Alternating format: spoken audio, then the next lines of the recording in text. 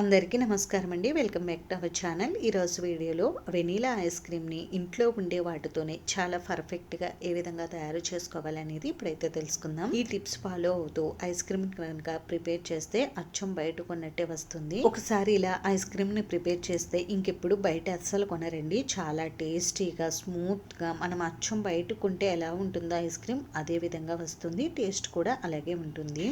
ఈ ఐస్ క్రీమ్ని ప్రిపేర్ చేసుకోవడానికి ఒక మందపాటి గిన్నె తీసుకుని అందులోకి మనం 1/2 లీటర్ వరకు ఫుల్ క్రీమ్ మిల్క్ అయితే వేసుకోవాలండి. మీరు గేదె పాలైనా తీసుకోవచ్చు, ప్యాకెట్ పాలైనా తీసుకోవచ్చు. ఏ పాలు తీసుకున్నా ఫుల్ క్రీమ్ మిల్క్ అయితే తీసుకోవాలి. మనం ప్యాన్ లోకి పాలు పోసేటప్పుడు ఆ ప్యాన్ ను ఒకసారి క్లీన్ చేసుకుని తీసుకుంటే మనకి పాలు అడుగు పట్టకుండా ఉంటాయండి. ఇప్పుడు ఈ పాలల్లోంచి ఒక 2 టేబుల్ స్పూన్ల పాలని సపరేట్ చేసుకుని ఆ పాలల్లోకి 1.5 టీ స్పూన్ వరకు కార్న్ ఫ్లోర్ వేసుకుని ఉండలు లేకుండా బాగా కలుపుకోవాలి. 1/2 లీటర్ పాలకి 1.5 టీ స్పూన్ వరకు కార్న్ ఫ్లోర్ వేసుకుంటే సరిపోతుందండి. ఒకవేళ మీ దగ్గర కార్న్ ఫ్లోర్ లేకపోతే కార్న్ ఫ్లోర్ ప్లేస్ మైదా కానీ కస్టర్డ్ పౌడర్ కానీ తీసుకోవచ్చు.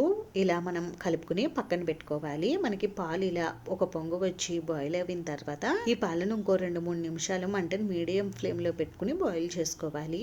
ఇలా బాయిల్ చేసుకున్న తర్వాత ఇప్పుడు ఈ పాలల్లోకి 4 టేబుల్ స్పూన్ల పంచదార వేసుకుని బాగా కలుపుకోవాలి. పంచదార పూర్తిగా కరిగిపోవాలండి. మనకి 1/2 లీటర్ పాలకి 4 టేబుల్ స్పూన్ల షుగర్ అయితే కరెక్ట్ గా సరిపోతుంది. స్వీట్ అనేది ఇంకా స్వీట్ ఎక్కువ తినాలనుకునేవారు ఇంకొక టేబుల్ స్పూన్ పంచదార ఎక్స్ట్రా అయితే వేసుకోవచ్చు. ఇదైతే మనకి కరెక్ట్ గా సరిపోతుందండి. పంచదార ఇలా పూర్తిగా కరిగిన తర్వాత మనం ముందు కలిపి పెట్టుకున్న కార్న్ ఫ్లోర్ పాలని మళ్ళీ ఒకసారి బాగా కలుపుకుని ఇప్పుడు ఈ పాలల్లో వేసుకుని కలుపుతూ ఉండాలండి. ఇలా కలపకపోతే మనకి ఉండలు కట్టేస్తుంది. అందుకని కలుపుతూ ఉండాలి. కార్న్ ఫ్లోర్ మిల్క్ యాడ్ చేసిన తర్వాత ఇలా 2-3 నిమిషాలు కలుపుతూ ఉంటే మనకి ఐస్ క్రీమ్ మిక్స్ అనేది దగ్గర పడుతుంది. అప్పుడు స్టవ్ ఆఫ్ చేసేసుకుని దీనిని పూర్తిగా చల్లారనివ్వాలి. ఇలా పూర్తిగా చల్లారిన తర్వాత ఇప్పుడు దీనిని ఒకసారి మళ్ళీ బాగా కలుపుకుని మిక్సర్ జార్ లోకి ట్రాన్స్ఫర్ చేసి ఇప్పుడు ఇందులోకి 1/2 టీ స్పూన్ వరకు మనం వెనీలా ఎసెన్స్ అయితే వేసుకోవాలండి. వేసుకుని బాగా బ్లెండ్ చేసుకోవాలి. 1 నిమిషం పాటు బ్లెండ్ చేసుకోవాలి. మనం బ్లెండ్ చేసేటప్పుడు మధ్యలో ఆగుతూ బ్లెండ్ చేసుకోవాలి. ఇలా చేసుకోవడం వల్ల మనకి ఐస్ క్రీమ్ స్మూత్ గా అయితే వస్తుంది. ఇలా 1 నిమిషం పాటు బ్లెండ్ చేసుకున్న తర్వాత ఇప్పుడు దీనిని ఏదైనా బాక్స్ లో వేసుకుని 2 గంటల పాటు ఫ్రిడ్జ్ లో పెట్టుకోవాలండి. 2 గంటల తర్వాత చూడండి మనకి ఐస్ క్రీమ్ అయితే ఇలా గట్టి పడుతుంది. ఇప్పుడు దీనిని మనం మళ్ళీ మిక్సర్ జార్ లో వేసుకుని ఒక 2-3 నిమిషాలు బ్లెండ్ చేసుకోవచ్చు.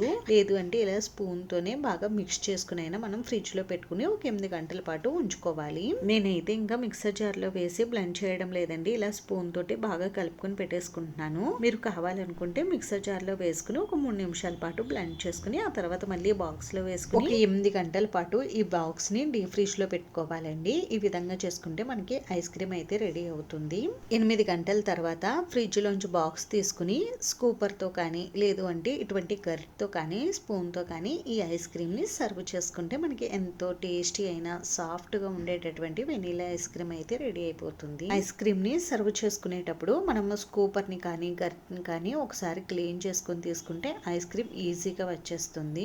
బీటర్ లేకపోయినా మనం ఇంట్లో ఉండే వాటితోనే ఈ ఐస్ క్రీమ్ అయితే ఈజీగా ప్రిపేర్ చేసుకోవచ్చండి. ఎలాగో మనకి సమ్మర్ అయితే స్టార్ట్ అవుతుంది కదండి. అందుకని ఒకసారి మీరు కూడా ఇంట్లో ట్రై చేయండి. ట్రై చేసి చూసి మీకు ఎలా వచ్చింది అనేది నాకు కామెంట్ అయితే చేయండి. ఇలా మనం ఇంట్లో ప్రిపేర్ చేసుకుని మనం పిల్లలకి పెట్టినా మనం తిన్నా కూడా హెల్త్ కి చాలా మంచిది. అంతేనండి, చూసారు కదా. ఇటువంటి మంచి వీడియోస్ కోసం మన ఛానల్ ని తప్పకుండా అయితే సబ్స్క్రైబ్ చేసుకోండి. వీడియోని చివరి వరకు చూసినందుకు చాలా థ్యాంక్స్ అండి.